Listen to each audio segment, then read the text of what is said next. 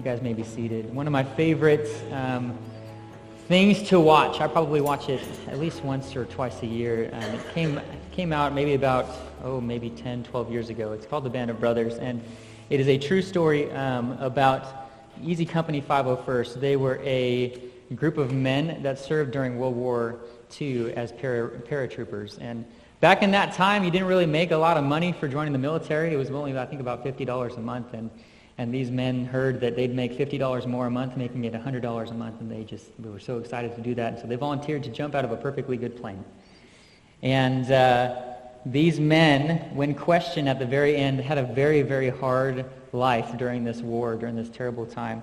And when they were questioned, one of my favorite parts about this series is every single episode that's going to be dealing with something in history starts off with them interviewing the actual people. And I just think that is so cool. I think that adds to the historicity. You can just be amazed at what you're watching, at people that are willing to give so much. And when questioned why they did what they did, I have a couple of quotes that I picked out from those interviews. One of the men, Earl McClung, when asked why he did what he did, he said, "I didn't do things for medals. I didn't do them for accolade. I did them because that's what had to be done."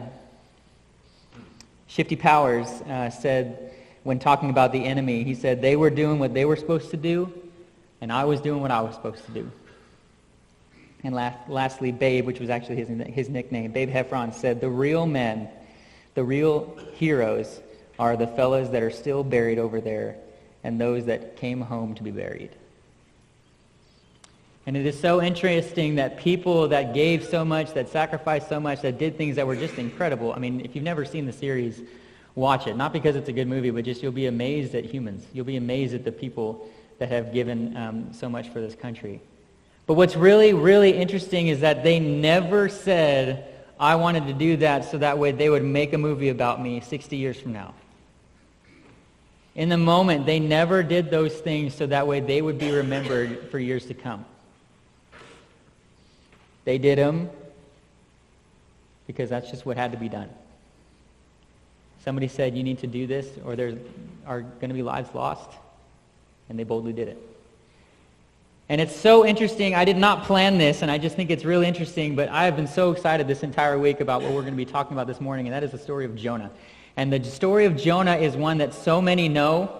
It is in so many children's Bible books and Fisher-Price toys and wallpaper and all of these things. And we know this story really well, but what is interesting about talking about it this morning on a day like Memorial Day is that in all reality, what we're talking about today is obedience to a call for freedom. Really. I mean, that's what the story of Jonah is. What we will learn is God wanted Jonah to go to these terrible people to teach them that they could be saved from the wicked life that they are living, and that they could have freedom. And that's what these men that we remember today gave. They sacrificed so much, and they obeyed a call to freedom. And another thing that we will learn is that obedience always requires sacrifice. Always. It might not always be your life, but it always requires sacrifice. And so we're in the book of Jonah this morning. I had slides for you guys. I was trying to be like Sean. But I think we got struck by lightning here yesterday, so we don't have internet, and so I lost all of that. So I so apologize. I had that for you, but if you guys will grab your Bibles, we're going to be in the book of Jonah this morning. And to kind of talk about Jonah, Jonah is only 4 chapters long, but I guarantee you we could easily spend months talking about Jonah. I promise you I'm not going to do that. I know I'm hungry, and all of you guys are hungry, and it's just a great long weekend and all of these things, and so I'm not going to do that. But what's interesting is if we learn anything from Jonah, we will learn that it does not take very many words to change lives. We will learn that from Jonah this morning. And so to kind of set the scene a little bit for Jonah, we don't know much about Jonah outside the book of Jonah. He's really only mentioned 2 times in all of Scripture. In 2 Kings, we see him mentioned, which actually, one of the reasons why that's really helpful, we believe that the book of Jonah, that this story is a true story. So one thing that you will understand, I'm sure by talking to everybody, is one of the reasons why people have a hard time believing the Bible is that something was created out of nothing, that the world was flooded and everybody died and everything was remade, that a man was eaten by a fish and 3 days later walked right out. Right? This is one of those unbelievable stories, and some people, actually even Christians, some of them will take this story and say, well, it didn't actually happen. Jonah's a real person. They just made a story about him, but it's more so to just kind of teach a moral. This is just, kind of a way for us to learn a little bit, right? A lesson from his life. But no, we actually believe as Christians in this room, hopefully you do as well, that this is a real thing. We believe as Christians in the miraculous.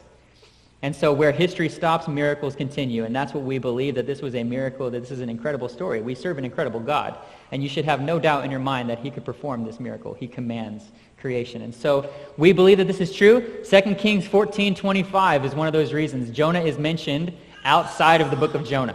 All right? The other place that he is mentioned is in Matthew 12, verses 40 and 41. And I'll read that for you. This is actually Jesus. And what's really interesting is Hebrews didn't really consider Jonah a prophet. That was kind of a touchy subject for them. Actually all of the prophets that we have in the Bible were prophesying to Israel. Jonah's a little bit different. Jonah was prophesying to Gentiles, and that was not good. That didn't really jive with the Hebrew, with the Israelite customs, and so they didn't really recognize him as that. And this is Jesus kind of, as he would often do, kind of poking them a little bit with a stick, like trying to make them mad, right? And he brings up Jonah to them, and he says to them when he's talking about himself, actually, he says in Matthew 12, he says, "Just as Jonah was 3 days and 3 nights in the belly of the sea monster, so will the Son of Man be 3 days and 3 nights in the heart of the earth. The men of Nineveh," which we'll get to that in a minute, "will stand up with this generation at the judgment and will condemn it because they repented at the preaching of Jonah. And behold, something greater than Jonah is here." Now, obviously, he's referring to himself being greater than Jonah. But outside of that, we don't really have anything else about Jonah. We have the book of Jonah. We have the reference in 2 Kings, and we have Jesus' reference to him. But what we can glean from that is that Jonah was a real person. Jesus himself said that Jonah was a real person. He talked about it as a historical event. He didn't say, "Remember that story that you heard in the nursery? Well, I'm going to talk about that story." No, he was talking about it as an actual historical event. Jonah was a real person. And I kind of talked to you about where he was. Jonah was in the northern kingdom. All right? So if you don't understand what that means, I'm not going to tell you the whole story because we can also spend months on that. I'm not going to do that to you guys. But in the Old Testament, there was a period of time. You see this progression. And actually, Sean has been going through that progression with us this entire year. And so you had this period of judges. And during that time, God was their king. We've talked about this a little bit in previous weeks. And those judges were over them to kind of help them make decisions when they came to them. And then after that period of judges, you had a period of kings. All right? Those judges were not enough anymore. And 1 Samuel comes along, and they're like, "We don't want a judge anymore. You're too old. We want to look like everybody else. Give us a king." And so they're given a king, and we know that that king, the very first king of Israel, is King Saul. And he was not a very good king, as we learn. Saul dies in a very, very selfish manner, and the king after him is the king that many, even non-Christians, believe, and that is King David. A man after God's own heart. That was the king to follow Saul, and he's the second king that comes along, and he does a lot of great things. He falls a couple of times, stumbles across, right? We know that from his life. But then we have King David. So you have King Saul, King David, and then right after King David, you have his son Solomon. Very wise man. We learn about him. And then after Solomon, his son, in 1 Kings 11, it says that his son Rehoboam reigned in this place. All right? And so you have the fourth king of Israel, Rehoboam, not very good, does not get off to a good start, and all of a sudden, you have a split. All right? You have the southern kingdom, and Rehoboam, basically a civil war almost breaks out. All right? And you have Rehoboam, who is the king of the southern kingdom, and then Jeroboam, a man is chosen by the Israelites to be the king of the northern kingdom. So that's where we are. And so Jonah is in that northern kingdom right now. And this is maybe about 200 years or so. There's some debate on when this actually happened, but most likely the events of Jonah are happening about 200 years after that split. And this is where Jonah is during this time. And Jonah is technically a prophet book. We would say that it is one of the prophetic books in the Old Testament, but it is very different than the other prophetic books. All of the other prophetic books, you have prophets, and their books contain a bunch of prophecies that they were giving to Israel. All of the prophets that we have are doing that. Isaiah, Jeremiah, Ezekiel. They are books about prophecies that are being given to Israel. But Jonah is different. Jonah is a story about a prophet. And technically, the prophecy he delivers is really short. We'll get to that here in a little bit, but very, very short, very half-hearted, all right? And Jonah is very different in that respect.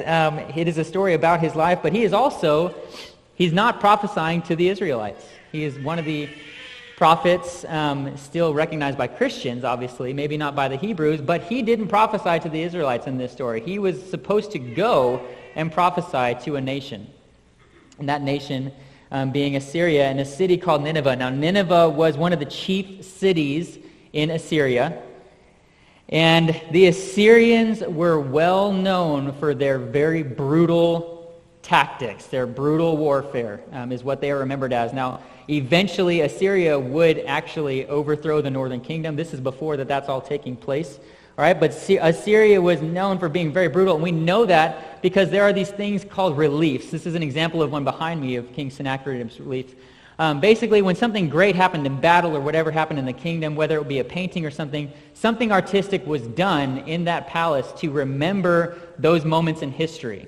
And so often with Assyrian reliefs, which is this is one example of basically them destroying people, pretty much, is they were well known for taking the leaders of the nations that they would overthrow and just be extremely brutal and mutilate them and destroy them and torture them. And they would make these reliefs, they would have these carvings done to depict that. They were extremely brutal. Even in their warfare, they were extremely brutal. The main warfare that Israel would have known from Assyria was known for raiding Israel all of the time, and the main type of warfare that they would use was called siege warfare. And siege warfare, the reason why it was so common for Israel was because you had these cities. And what Assyria would do with these cities is instead of trying to kill them all just at one time in one big attack, they would encamp themselves around that city. So you have this city, and merchants are coming in and bringing important supplies and bringing in food and taking things out and bringing in money and all this stuff. And the Assyrians would encircle or encamp around that city and cut that all off. And so basically this tactic was a way of starving out the country that was inside that city. And all the while they were still attacking. So not only are they getting no supplies, but they're also having to defend, and they have no energy because they have no food. No food is coming in. And actually it's reported that oftentimes they would be there for so long cutting off the supplies that the people inside the city would resort to cannibalism. That's how brutal this was, and they would just let it happen. And they would let this continue until either that city gave up, or too many Assyrians died.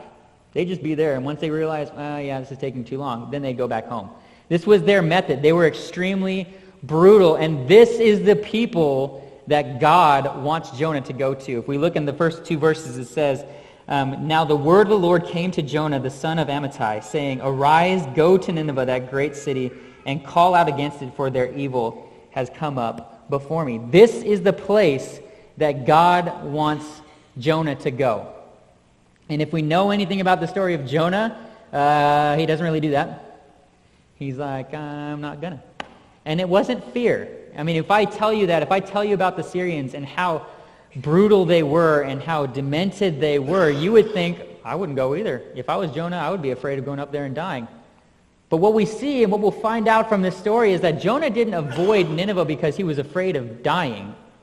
Clearly from his story, he was not afraid of dying. We'll see that here in a little bit. But what Jonah was afraid of was that he was afraid that God would save those people. He wasn't afraid of being killed by those people. He was afraid of seeing those people saved. And that's why he ran. And so Jonah fled, and as we continue on, if you look with me in verse 3, it says, But Jonah arose to flee to Tarshish from the presence of the Lord. He went down to Joppa and found a ship going to Tarshish. So he paid the fare and went down into it to go with them to Tarshish, away from the presence of the Lord. So Jonah rose, and we think, he's obeying. Jonah arose and went 3,000 miles in the other direction. If you pull up this map, Joppa is the port where he loaded up. All right, he's supposed to go north about 500 miles, but he's like, I'm not about that. So instead, I'm literally going to go as far as I can across the sea, 2,500 miles away to Tarshish. And it wasn't like because my uncle has a really nice house there, and I haven't visited him in a while, so I'm going to take a break, think about it a little bit. Nope. He figured that was as far as he can get away from Nineveh, and that's what he was all about. So yes, he rose, but he rose to flee. And this would have been an extremely dangerous voyage. If you look, that's a lot of sea to travel, and there are people that can attack. There are other ships. There are other storms that happen, as we'll see in these things, that Jonah would have known, but it didn't matter to him. He was so upset by this news of what God wanted him to do that he didn't even care. He was ready to go. And one of the ways we know about that, in verse 3, it says he paid the fare. Now, it wasn't like, hey, I'll give you $10 if you drive me across the road right now. It was not that. Paying the fare, he would have had to, in order for this journey to take place, he couldn't go down the road and stop by Academy and grab a kayak. He would have had to take a ship. This is a very long and strenuous journey that would have had to happen. So not only would he have had to hire a ship, he would have had to hire the people to run that ship. He's a prophet. He is not a sailor. And so he would have paid the fare, and most likely that fare would have been pretty much everything. He would have probably had to sell his house. He probably had to get rid of everything. But if we see anything from this, Jonah had no intention of coming back. My whole reality is gone right now. God is asking me to do this thing. I'm afraid that he's going to save these people. And so I've got to get out of here. His whole reality shifted at that command from God. And we know that because it does not say he fled the Ninevites. In verse 3, it does not say that. What does it say? It says that he fled away from the presence of the Lord. He wasn't afraid of the Ninevites. He was afraid of God. What's interesting about that word that my Bible translates as presence is actually that word is the Hebrew word panim. And that Hebrew word panim is the word face. He was fleeing the face of God. And this does not mean that Jonah thought, Jonah was a prophet. He knew God very well. He never thought that there's anywhere he could hide from God. This does not mean that he was trying to hide from God. It means that he was abandoning God. In the Bible, when we see people going to exile, it is always going to the east. We even actually see that in Ezekiel with God. When he felt abandoned by Israel, it says that he headed east. And Jonah flees the presence of God. He is trying to get away. He is abandoning God because if God wanted him to speak salvation to a terrible people, he didn't want to be a part of God anymore. It was done. He was willing to sell everything. He was willing to pay for a ship. He was willing to risk it all on the sea. But what's really interesting, even in the text itself, is the text itself reveals disobedience. So we already know that Jonah is disobeying God. But if we look at the command, we see, if we have that map still up, we see that God wanted Jonah to rise and go to Nineveh. I want you to rise and go north. We want up. Upward motion, Jonah. You got it? Make sure whatever you do, you're going that way, up. And what we see from Jonah, 3 times in the first 5 verses, he went down to Joppa. And then he went down into the ship. And then here in a second, we're going to see that he laid down. Even the words of Jonah communicate disobedience. And actually, if you were to make a map, technically, of direction for Jonah, Jonah's 4 chapters long, and really it's like a mirror. The first 2 chapters, you see this downward motion, all the way down to the bottom of the ocean. Hear that rhyme? Anyway, and then he's eaten by a fish, and all of a sudden there's this change, and all of a sudden we go up, until the very end of the story. Even the words of the story of Jonah, the very syntax of Jonah reveals a relentless pursuit of disobedience. But what it also reveals is that in our disobedience, we still receive God's pursuit. Even if we try to run technically 3,000 miles away from the place we're supposed to go, God continues to pursue. Continuing on in verse 4, it says, "But the Lord," this is now we are on the ship, it says, "But the Lord hurled a great wind upon the sea, and there was a mighty tempest on the sea, so that the ship threatened to break up. Then the mariners were afraid, and each cried out to his God, and they hurled the cargo that was in the ship into the sea to lighten it for them.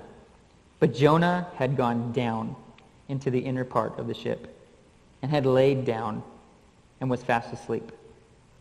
So the captain came and said to him, "What do you mean, sleeper? Arise, call out to your God. Perhaps the God will give a thought to us that we may not perish." Jonah is done with this whole God thing. His whole reality is gone. And he's right now in the middle of the ship just taking a nap. But it says, what's really interesting, it says right there that the ship threatened to break up. Now these sailors were most likely Phoenician merchants. They were pretty much the pioneers of ancient seafaring, whether that be through trading or travel or whatever it may be. So these Phoenicians would have had a very good, reliable ship that's going to make this journey. They would have made this journey numerous times. And these also would have been seasoned sailors.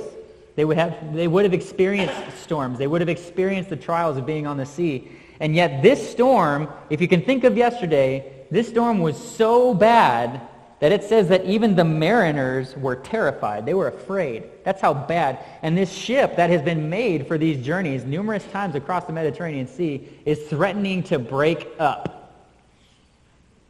That's a bad, bad, bad storm. But what we notice is that all this is going on, and it says that Jonah is asleep. Now, he's not just sleeping through the storm. If you've ever been in a boat when it gets a little bit rocky, you're not sleeping.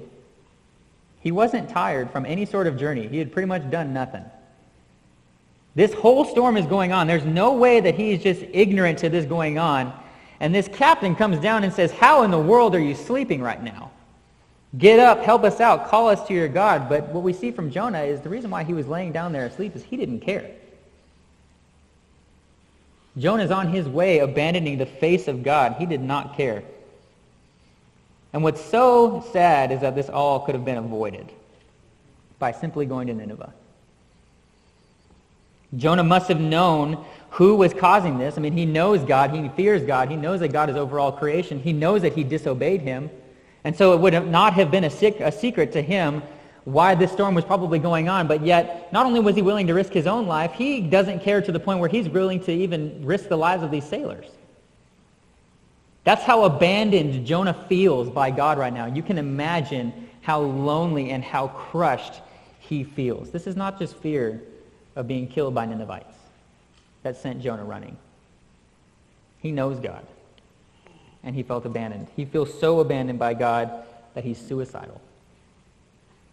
That this God that he had devoted his life to be a mouthpiece for would even consider saving someone as terrible as these Ninevites that for over 200 years had been killing Israelites and had been raiding and had been so brutal, and yet he knew that a God was merciful enough to save. He felt abandoned. He could not live with a God who would save such terrible people. And what's so interesting, as this reversal continues and this downward spiral continues, before Jonah even ever cries out to God, the very first people that we see cry out to God are pagan sailors. Continuing on in verse 14, it says, "Therefore they called out to the Lord." These are the sailors. "O Lord," speaking to God Yahweh that technically they don't follow. These are pagans. "O Lord, let us not perish for this man's life. And lay not on us innocent blood, for you, O Lord, have done as is pleased you." These pagan sailors are the first ones to reach out to God. And what's interesting is Jonah knows what is going on. He allows them, actually back in verse 7, when it says that they were going to try and figure out, maybe when they cast lots, we're going to try and figure out who could potentially be causing such a great storm. Jonah's standing there, and he probably knows the entire time, it's me, but he never fesses up. Until the lot falls to him, and they finally ask him, "Who the heck are you?" He says this, "I am a Hebrew, and I fear the Lord, the God of heaven, who made the sea and the dry land." And the men were so afraid, but Jonah says, "You know what? I get it. You're scared. I'm sorry that I did this to you. But instead of going back to Nineveh, you know what? I know I can fix this. Let me obey God. I promise. Once we turn around, we head toward Nineveh, he'll stop this storm." He doesn't say that. You know what he says? "Pick me up and hurl me into the sea." Verse 12. Jonah was totally content dying at sea in this terrible storm, and when the lot falls to him and he sees these sailors that are extremely afraid, he thinks, you know what, that's true. I guess I'll throw them a bone, but I still do not want to serve God. So go ahead and just toss me over the side. I'm done. This is a huge reversal. And so far, Jonah still has not called out to God, even in a terrible storm, even in these terrible times. And this is so ironic because Jonah is supposed to be a mouthpiece for God. He's a prophet. Jonah's whole job is to be in communication with God for the people that are on the planet. And he hasn't opened his mouth once to God this entire story. He would rather die than speak the words that God wanted him to speak. But he's a prophet. I don't think he's doing a very good job. I don't think you guys would either. And right about here we come to the part, it says that they hurled him into the sea, and the men feared the Lord, and actually goes on to say that the sailors even sacrificed. It says in verse 16, then the men, or the sailors, feared the Lord exceedingly, and they offered a sacrifice to the Lord and made vows because he stopped the storm once Jonah hit the water. And this is the part of the story that is so familiar to us. We know this part, right? I grew up watching VeggieTales. You can laugh, go ahead. And VeggieTales made a movie that was released in main theaters, and that movie was called Jonah, right? Jonah and the whale. Very similar to Pinocchio looking, if you can see him inside the whale's stomach and that kind of stuff. And we know this part of the story. Even non-Christians know this part. Yeah, that's the dude that got thrown into the water and eaten by a fish.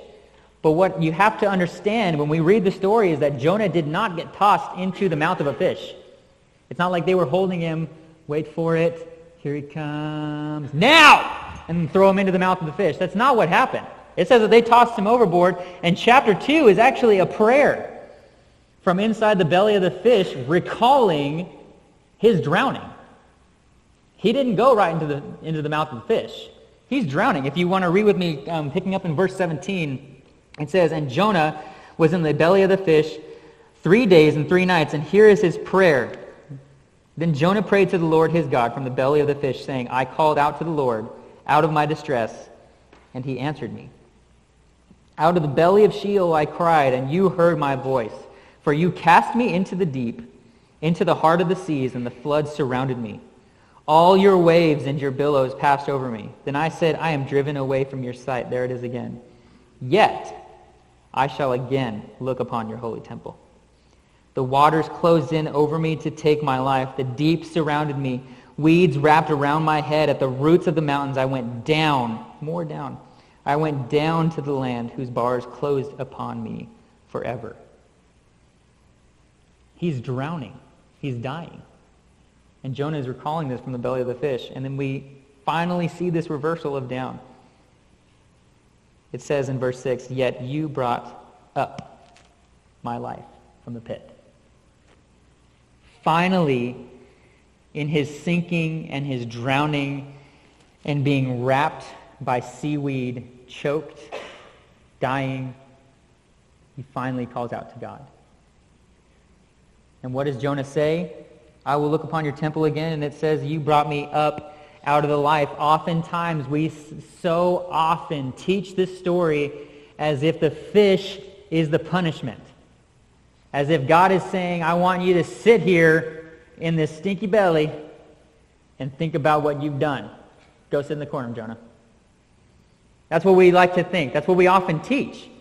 Jonah was so bad that God punished him and made him get eaten by a fish.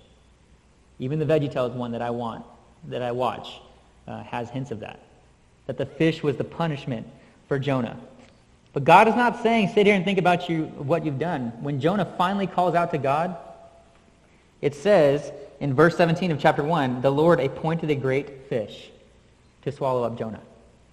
The fish didn't come until after Jonah had called out to God. And when Jonah finally calls out to God, God sends the fish not to punish him. God sends the fish to save him.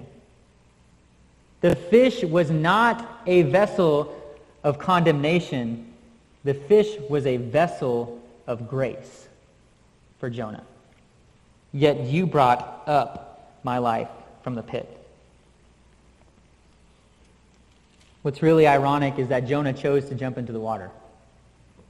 Jonah chose to jump into the water, and God lets him. Jonah chose to sink. Jonah chose to die. Jonah decided to abandon God and get as far away from God as he thought possible. But even in that disobedience, even in that God allowing him to do all this, God still saves him. And it wasn't comfortable in there. This isn't Pinocchio. This is not a Disney movie. He did not get swallowed by a fish and find that the whale had eaten a nice bench and just sat there and waited to be saved. It was gross. It was tight, uncomfortable, stinks, smelled of rotting fish, and yet he calls out to God. Sometimes terrible circumstances are used by God to bring us back to him, not to punish. Jonah was dying, and he finally called out to God, and God saved him. In verse 10, the Lord spoke to the fish, and it vomited Jonah out upon dry land.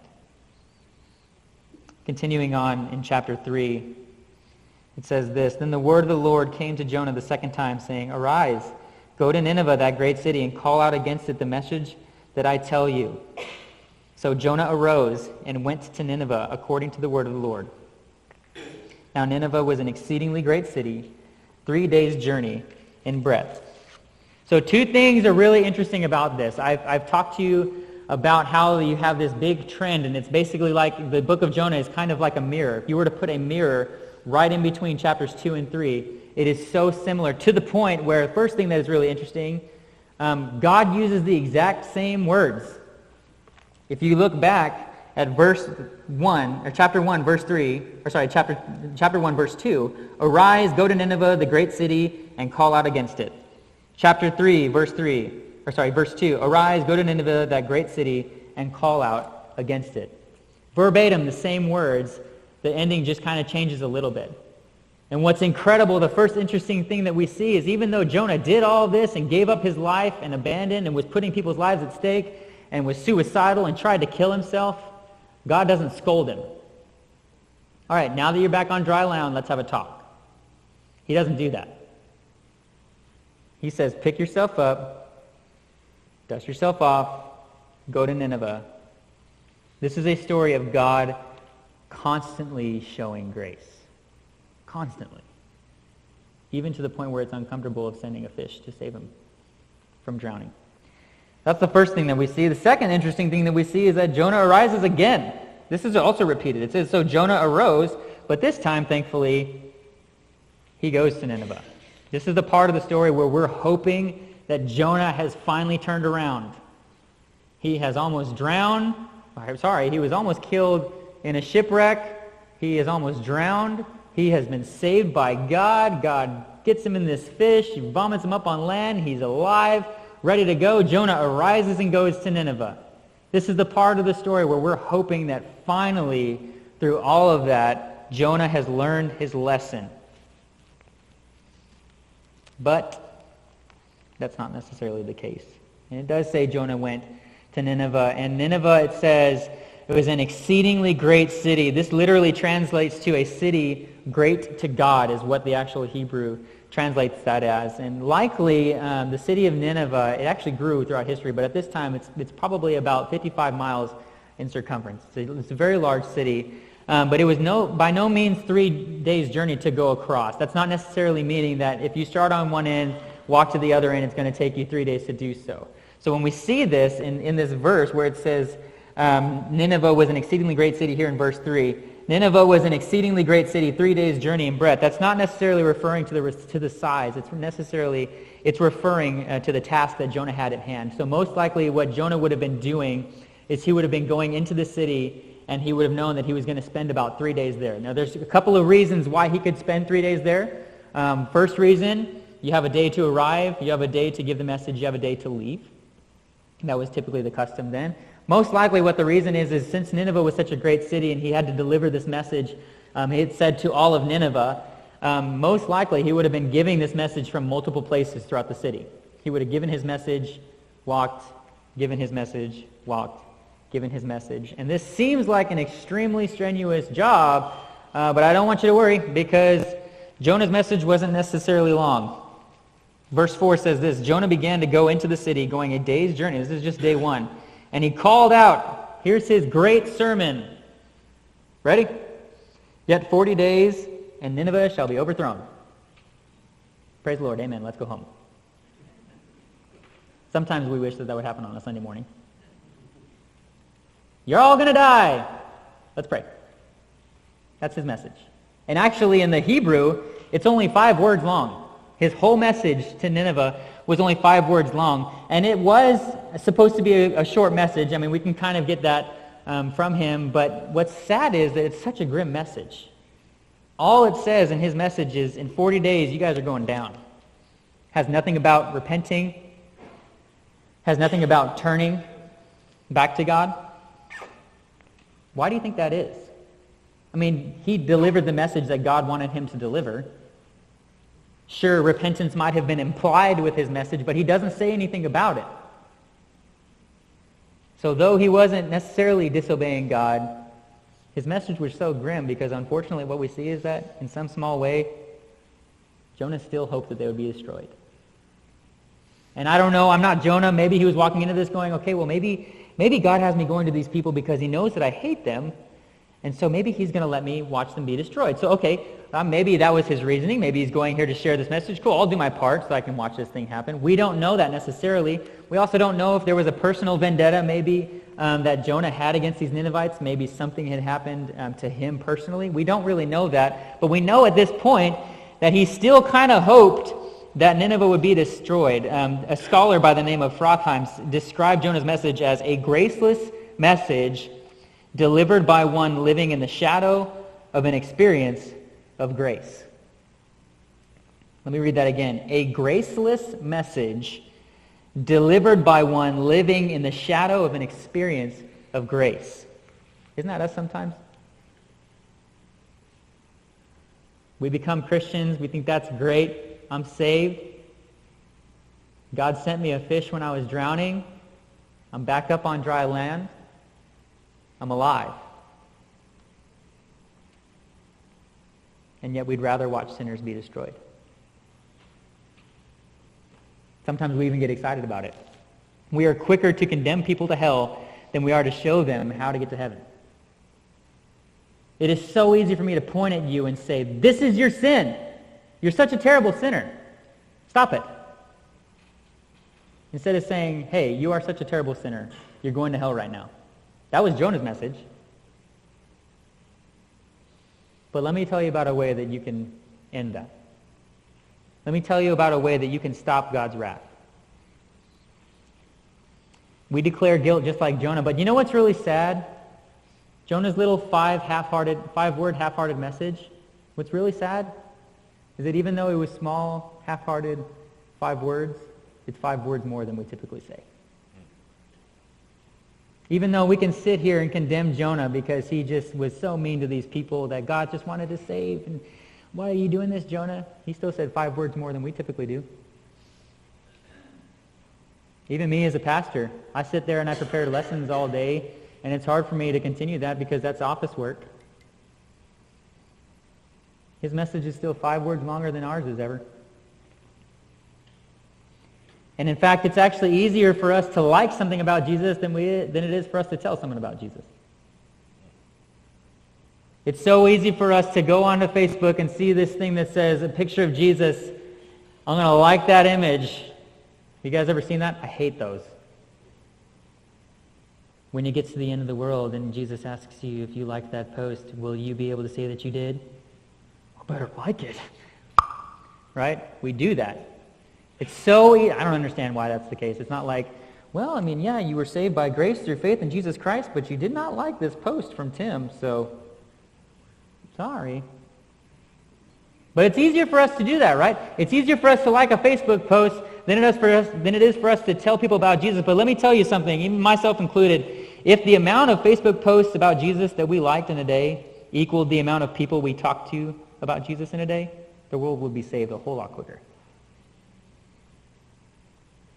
If I can sit there and like 10 posts about Jesus, and I actually took the time to tell 10 people about Jesus, this room would be a lot more full right now. Not because we want to be the next big church, not because we want to have nicer things, more money, because we genuinely want to see people saved by God. But instead we'd rather flee. So continuing on in chapter 3, verse 6, it says, the word that Jonah had spoken, those 5 short words, reached the king of Nineveh, and he arose from his throne, removed his robe, covered himself with sackcloth, and sat in ashes. And he issued a proclamation and published through Nineveh, by decree of the king and his nobles, let neither man nor beast, herd nor flock taste anything. Let them not eat or drink, but let man and beast be covered with sackcloth, and let them call out mightily to God. Let everyone turn from his evil way and from the violence that is in his hands. Who knows? God may turn and relent and turn from his fierce anger so that we may not perish. And listen to this. When God saw what they did, when God saw their obedience, how they turned from their evil way, God relented of the disaster that he had said he would do to them. He did not do it. This should be a happy moment. Can you imagine Jonah's face right now? I bet you anything, if I do a really short verse, they're not really going to understand it, and I can kind of get away with this. In 40 days, God's going to destroy you all. This is day 1 of his 3-day journey, and it ends on day 1. 5 words in, it ends.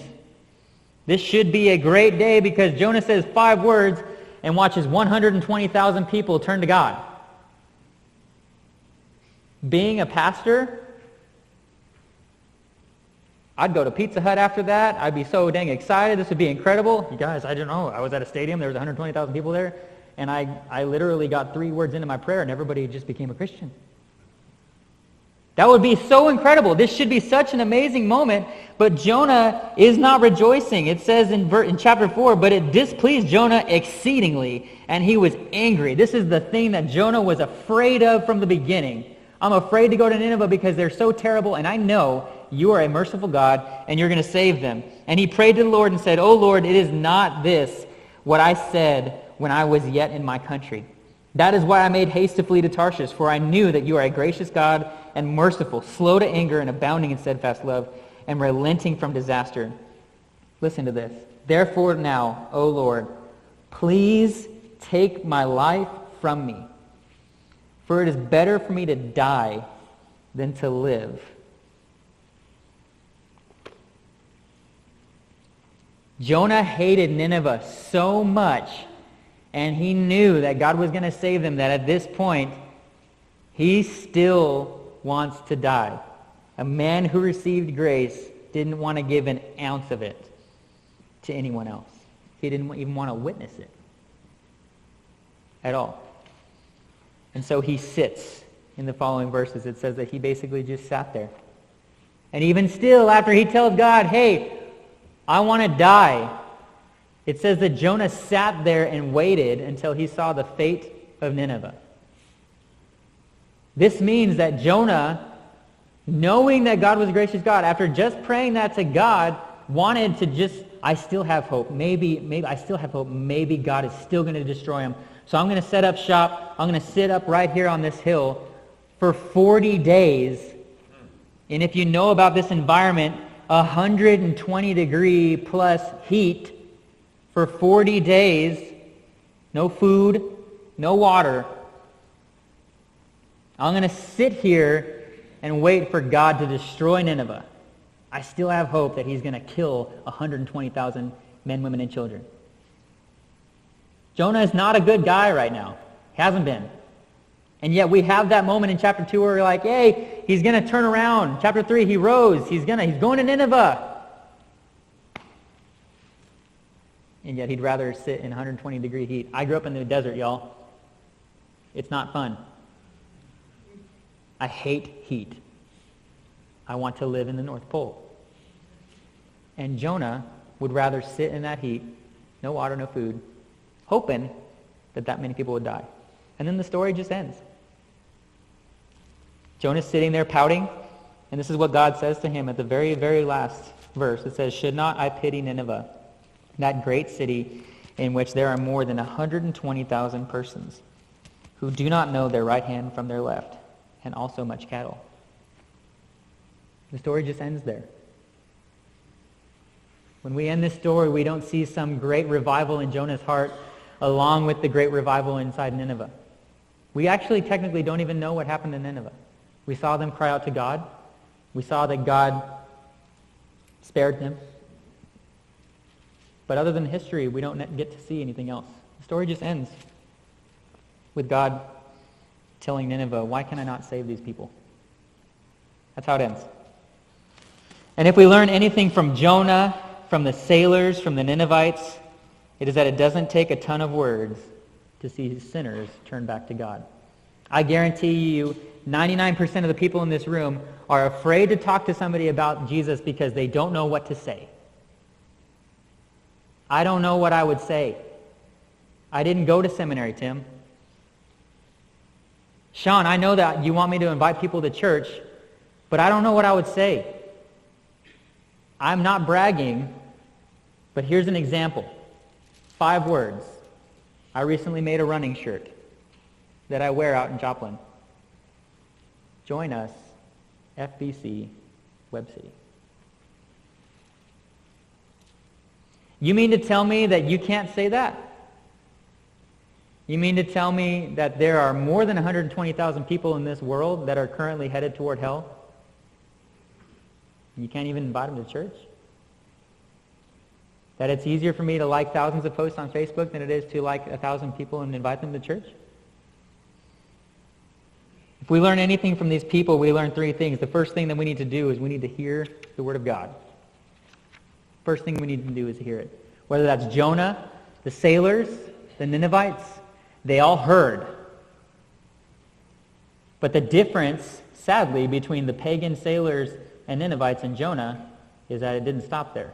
It's not just enough to hear. And the second thing, actually, James 1:22 says, be doers of the word and not hearers only. And so this second thing that we need to do beyond hearing is heeding. We need to hear the word and we need to heed the word. Scripture says the sailors and Nineveh called out to God, sacrificed, fasted, and turned from their previous ways.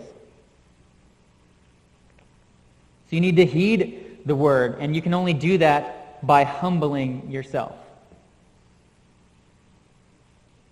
That's the third thing. In the early 1900s, there's this very, very nice hotel, and an older white woman walks into this hotel and is sitting down. It's a hot day, and she's thirsty.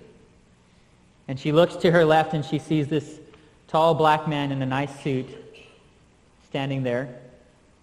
And she tells this black man, go fetch me something to drink. And the man goes, gets her a drink of water, brings it back, hands it to her, and says, can I get you anything else? Unknown to her, we can see this picture, unknown to her, that man that she was talking to was Booker T. Washington. At the time, the most famous black man in the world. Booker T. Washington was a free man. He was famous. He was educated. And he was a political advisor to both Presidents Teddy Roosevelt and President Taft. She had no idea. Yet in that moment, did we see Booker T. Washington go, do you know who I am? Get your own water. I would have. Sadly. You have legs. Go get your water. I won't do that to you, Caitlin, I promise. I'll get you some water. You don't see him do that. He knew who he was. He knew his fame. And yet not only does he go to get this woman some water, but when he gets back, he said, can I do anything else for you? He talked about this in his memoirs. That's why we know the story. And other people had things to say about him, attesting to his humility and his character. We need to hear. We need to humble ourselves and follow God's word. That's the difference between Nineveh, the sailors, and Jonah. And the whole time we read this, we want to see Jonah's heart change, for him to actually care and obey. And although this is a real event in history, we don't know how it ends, unfortunately.